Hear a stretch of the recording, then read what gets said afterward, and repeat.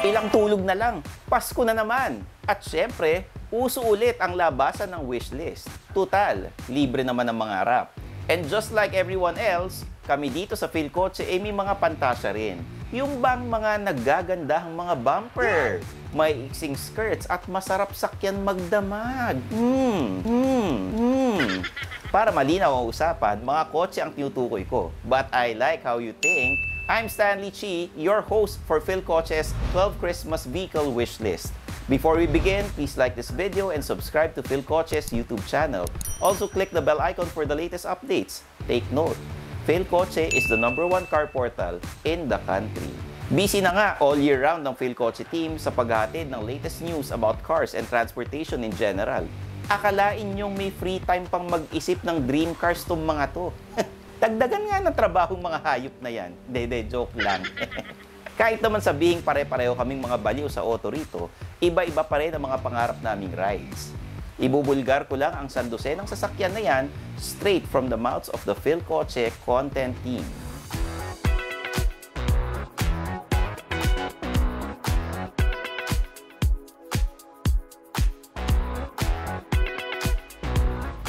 Manager na mahilig sa Jayco Donuts, una sa listahan niya ang Suzuki Jimny.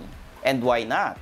Cute ang dimensions, guwapo pa ang forma. Kahit uso ngayon sa SUVs ang pasiksihan, barakong-barako ang datingan ng Jimny kaya unique. Very nostalgic pa nga ang appeal dahil mala-throwback ito sa mga nakalipas na off-roaders. Matibay din ang interior kahit medyo bitin sa space, 4-seater lang kasi. Dalawa lang kayong pwedeng umakyat ng Baguio kung puro maleta ang dala nyo. Pero kahit small in size, malaki naman ang tuning possibilities ng Jimny. Pwede ring bihisan ng retro look kahit pormahan ng pagmukhang Land Rover or Mercedes-Benz G-Class. Aba. At a starting price of 1,055,000 pesos, pwede na ang presyo as far as serious off-roaders go. Kasama din sa wishlist niya ang Audi RS4 Avant. Ang performance version ng Audi A4 Estate or station wagon kung tawagin. Ang current generation nito ay B9, introduced noong 2017 sa Frankfurt Motor Show. Kahit station wagon ito, sporty naman ang dating at sosyalin. Hindi nakakayang dalhin sa opisina. Sakto lang din ang laki nito, perfect para sa pamilya plus cargo kahit isama pang pets. Malupit ang makina, isang 2.9-liter twin-turbo V6, good for 450 horsepower and 600 Nm of torque, linked to an 8-speed Tiptronic gearbox. At dahil nga may 4 sa pangalan, may 4 all-wheel drive pa. May Suzuki rin sa shortlist ng aming content lead, ang isa sa mga pinakamayaman sa PhilCotse.com na si Joseph Estabillo. Ang choice niya, Suzuki Alto. Teka, hindi ito yung Philippine Spec Alto It's the Alto RS Turbo K car marketed sa Japan and Pakistan. Square na square ang itsura, parang kahong sinalpakan ng gulong. Pero sa liit nito, walang problemang imaniobra sa traffic. Kasya pa rin naman ang 5 tao sa loob basta hindi masyadong malusog. And take note, Recaro ang front seats. Medyo olats kung aerodynamics ang pag-uusapan pero tipid pa rin sa gasolina up to 25.6 kilometers per liter. Biruin mo, maliit na nga yung makina, mga 0.6 liters ang displacement, may auto start-stop pa. Hindi naman kalakihan ng 64 horsepower and 98 Nm of torque nito, pero considering na turbocharged at magaan ang kaha, hindi pa rin malayong lumipad ka. Bukod sa dual airbags, may automatic emergency braking at electronic stability program ito. And isa ito sa pinakamaliit na hatchbacks with available all-wheel drive. Ang second wish niya, the Rowe Marvel X, isang crossover SUV. Ano bang special dyan? Electric vehicle or EV lang naman, gawa ng SAIC sa China. Kung hindi mo tititigan ng tatak, aakalain mong Porsche ang forma. Very Euro ang datingan, napakaluwag ng interior at high-tech pa.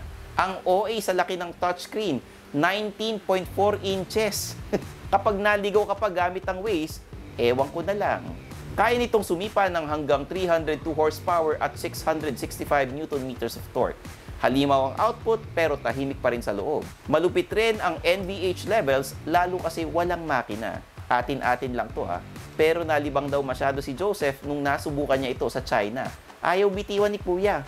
Gusto pa yatang iuwi. kinakailangan pa raw hatakin palabas ng sasakyan. Joke lang. Para sa content editor naming si Martin Aguilar, ang dream cars niya ay ang Toyota Corolla Hatchback at ang BMW X5M. Sa Corolla Hatchback, agaw tingin ang forma kahit hindi na bihisan masyado, goods pa rin. Maganda rin ito kung practicality ang habol mo. Flexible ba naman ang cargo space? Sa US, merong Nightshade Edition ang Corolla Hatchback. Mas pinaastig ang itsura dahil blackout ang chrome parts pati yung badge pinaitim. Ano man ang forma, pwedeng araw-arawin ang Corolla Hatchback. At como Toyota, expected na reliable yan at madaling hanapan ng piyesta, lalo na sa Banawe. Gusto rin ni Martin ang BMW X5M, ang performance edition ng X5 midsize SUV. Well-composed ang exterior, balanse ang bawat guhit at kurba. Como SUV, syempre, bentahin yan ang generous ground clearance para sisiw lang ang lubak at mga sobrang tarik na humps sa kalsada.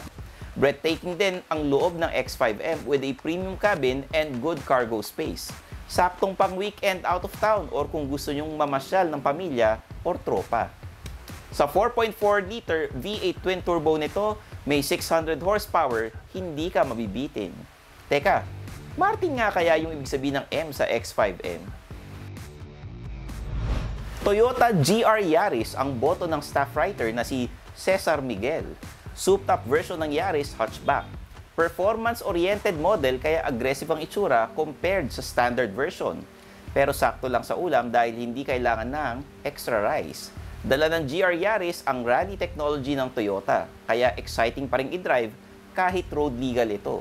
Even better, isa ito sa newly released performance car na may manual transmission, hulog ng langit para sa mga car nuts. Inline 3 na turbocharged ang makina, good for 257 horsepower, the most powerful 3-cylinder engine in the world. At syempre, nandyan pa rin ang legendary Toyota reliability.